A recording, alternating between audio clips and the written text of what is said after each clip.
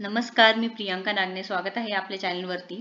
आजचा जो व्हिडिओ आहे खूप इम्पॉर्टंट आहे. कृषी सेवक भरती रिलेटेड एक महत्त्वाची अपडेट आलेली आहे, ज्यामध्ये फॉर्म कधीपासून भरायचे आहेत, त्याच्यानंतर लास्ट डेट काय आहे हे सुद्धा समजलेलं आहे. शेवटची तारीख काय असणार आहे हे सुद्धा समजलेलं आहे. कोणती कोणती काळजी घ्यायची आहे, पूर्ण प्रोसेस काय असणार आहे हे आपल्याला कळालेलं आहे PDF मार्फत. त्याच्यानंतर पूर्ण व्हिडिओ तुम्ही बघा, मी तुम्हाला पूर्णपणे एक्सप्लेन करून सांगणार आहे.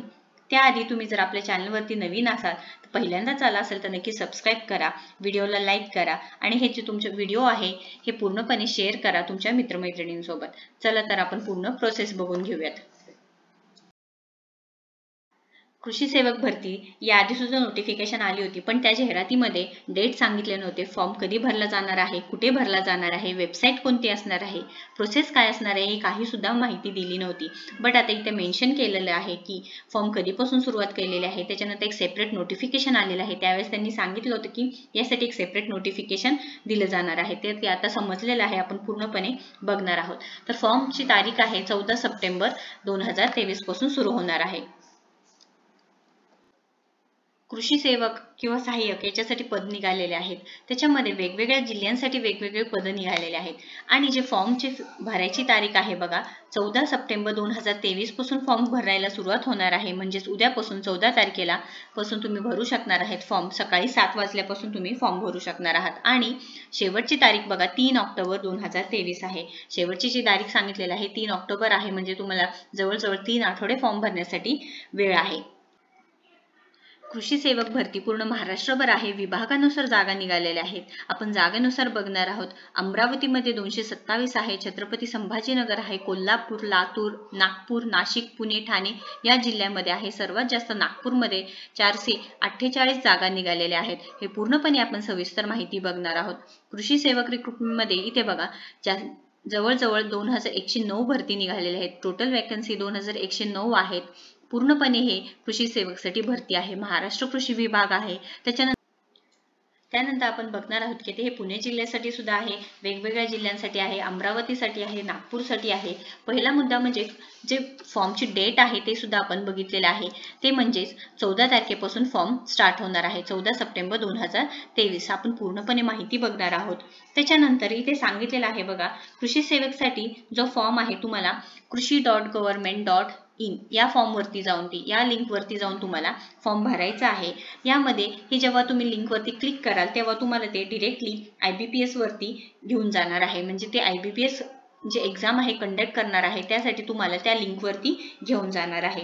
ॲट द एंड तुम्हाला ते आपल्याला IBPSच्या लिंकवरती घेऊन जाणार आहे.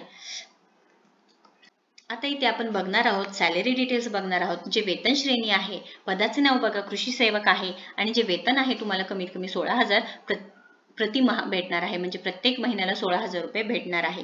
पात्रता काय हवी आहे बघा, पहिलं म्हणजे तुम्ही भारतीय नागरिक हवे आहे, इंडियन सिटीजन पाहिजे आहे. दुसरे म्हणजे वयोमर्यादा, जे खुला प्रवर्ग आहे ते किमान 19 वर्ष आणि कमाल 38 वर्ष सांगितलेलं आहे.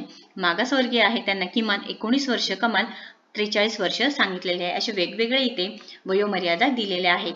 त्याच्यानंतर दिव्यांग असेल तर 45 वर्षापर्यंत सांगितलेलं आहे. प्रावीण्यप्राप्त खेळाडू असेल त्यांना 43 वर्षापर्यंत सांगितलेले आहे. ह्याचे वेगवेगळे प्रवर्ग आहेत. वेगवेगळ्या प्रवर्गांसाठी वेगवेगळे वयोमर्यादा आहे.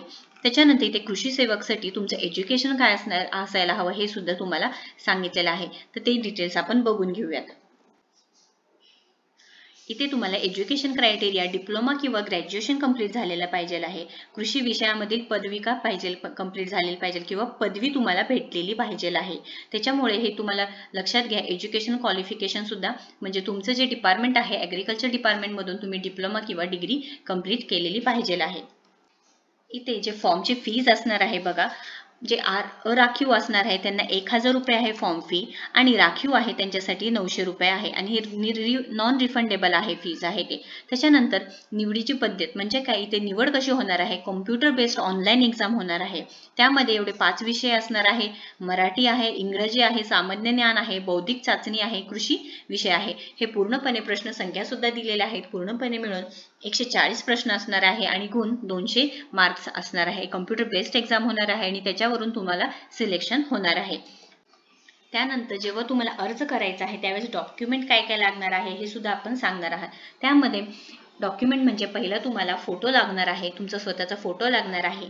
त्यानंतर साईन लागणार आहे, तुमची जी साईन आहे त्याची फोटो लागणार आहे। त्यानंतर तुम्हाला लेफ्ट हँड म्हणजे डाव्या हाताच्या अंगठ्याचा ठसा लागणार आहे, उजव्या हाताचा नाही लागणार आहे, डाव्या हाताचा ठसाचा अंगठा लागणार आहे। आणि चौथी गोष्ट म्हणजे डिक्लेरेशन फॉर्म लागणार आहे। या चारही गोष्टी लागणार आहे जेव्हा तुम्हाला फॉर्म भरायचा आहे।